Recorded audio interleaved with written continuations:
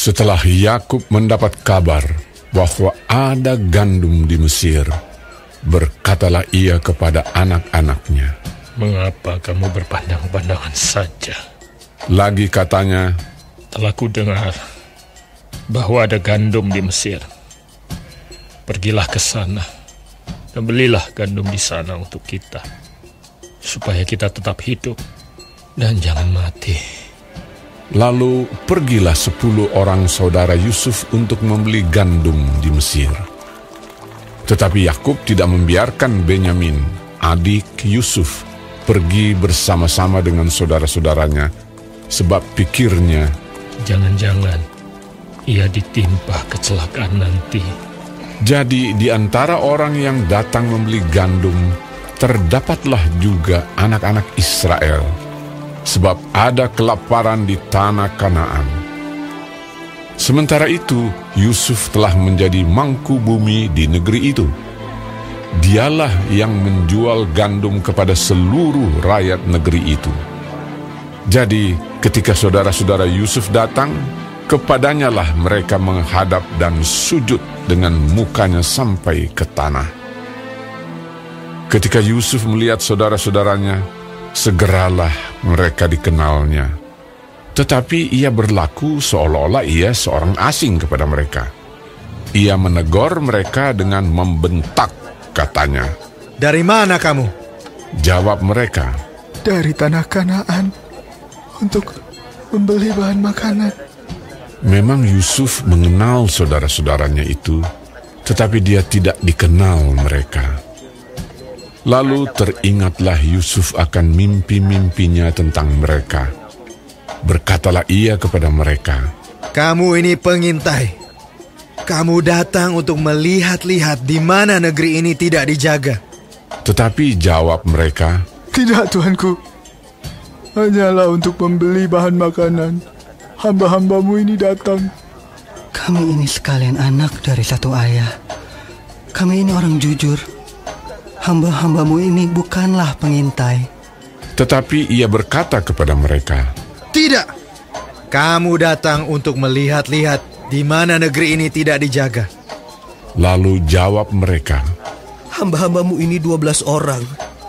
Kami bersaudara, anak dari satu ayah di tanah Kanaan.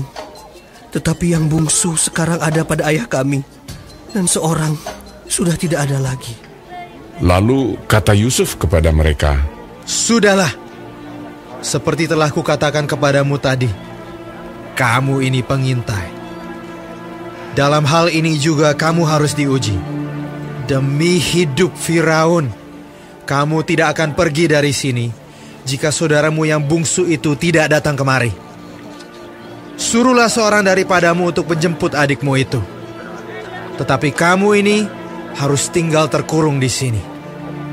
Dengan demikian perkataanmu dapat diuji. Apakah benar? Dan jika tidak, demi hidup Firaun, sungguh-sungguhlah kamu ini pengintai." Dan dimasukkannya mereka bersama-sama ke dalam tahanan 3 hari lamanya. Pada hari yang ketiga, berkatalah Yusuf kepada mereka, "Buatlah begini, maka kamu akan tetap hidup. Aku takut akan Allah. Jika kamu orang jujur, biarkanlah dari kamu bersaudara tinggal seorang terkurung dalam rumah tahanan. Tetapi pergilah kamu, bawalah gandum untuk meredakan lapar seisi rumahmu. Tetapi saudaramu yang bungsu itu haruslah kamu bawa kepadaku, supaya perkataanmu itu ternyata benar, dan kamu jangan mati." Demikianlah diperbuat mereka. Mereka berkata seorang kepada yang lain, "Betul-betullah kita menanggung akibat dosa kita terhadap adik kita itu. Bukankah kita melihat bagaimana sesak hatinya ketika ia memohon belas kasihan kepada kita? Tetapi kita tidak mendengarkan permohonannya. Itulah sebabnya kesesakan ini menimpa kita." Lalu Ruben menjawab mereka, "Bukankah dahulu kukatakan kepadamu, janganlah kamu berbuat dosa terhadap anak itu? Tetapi kamu tidak mendengarkan perkataanku. Sekarang darahnya dituntut daripada kita. Tetapi mereka tidak tahu bahwa Yusuf mengerti perkataan mereka, sebab mereka memakai seorang juru bahasa. Maka Yusuf mengundurkan diri dari mereka, lalu menangis. Kemudian ia kembali kepada mereka dan berkata-kata dengan mereka. Ia mengambil Simeon dari antara mereka, lalu disuruh belenggu di depan mata mereka. Sesudah itu Yusuf memerintahkan bahwa tempat gandum mereka akan diisi dengan gandum dan bahwa uang mereka masing-masing akan dikembalikan ke dalam karungnya, serta bekal mereka di jalan akan diberikan kepada mereka. Demikianlah dilakukan orang kepada mereka itu. Sesudah itu, mereka pun memuat gandum itu ke atas keledai mereka, lalu berangkat dari situ. Ketika seorang membuka karungnya untuk memberi makan keledainya di tempat bermalam, dilihatnyalah uangnya ada di dalam mulut karungnya. Katanya kepada saudara-saudaranya, Uangku dikembalikan. Lihat, ada dalam karungku. Lalu hati mereka menjadi tawar, dan mereka berpandang-pandangan dengan gemetar, serta berkata, apakah juga yang diperbuat Allah terhadap kita? Ketika mereka sampai kepada Yakub, ayah mereka, di tanah Kanaan, mereka menceritakan segala sesuatu yang dialaminya. Katanya, Orang itu, yakni yang menjadi tuan atas negeri itu, telah menegur kami dengan membentak dan memperlakukan kami sebagai pengintai negeri itu. Tetapi kata kami kepadanya, kami orang jujur, kami bukan pengintai. Kami 12 orang bersaudara. Anak-anak ayah kami, seorang sudah tidak ada lagi, dan yang bungsu ada sekarang pada ayah kami di tanah Kanaan. Lalu kata orang itu, yakni yang menjadi tuan atas negeri itu kepada kami, dari hal ini aku akan tahu bahwa kamu orang jujur.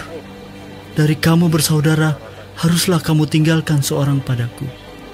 Kemudian bawalah gandum untuk meredakan lapar seisi rumahmu dan pergilah. Lalu bawalah kepadaku saudaramu yang bungsu itu.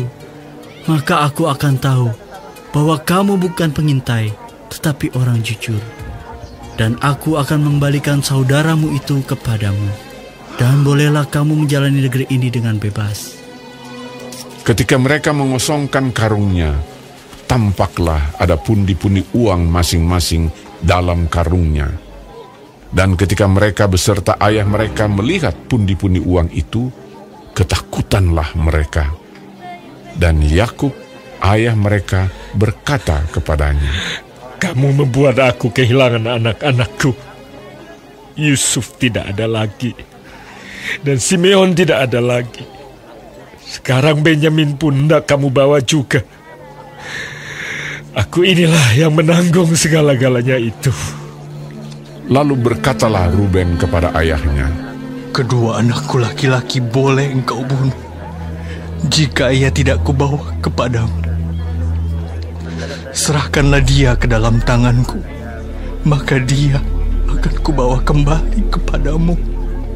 Tetapi jawabnya, "Anakku itu tidak akan pergi ke sana bersama-sama dengan kamu, sebab kakaknya telah mati, dan hanya dialah yang tinggal. Jika dia ditimpa kecelakaan di jalan yang akan kamu tempuh, maka tentulah kamu akan menyebabkan aku yang ubanan ini turun ke dunia orang mati karena duka cita."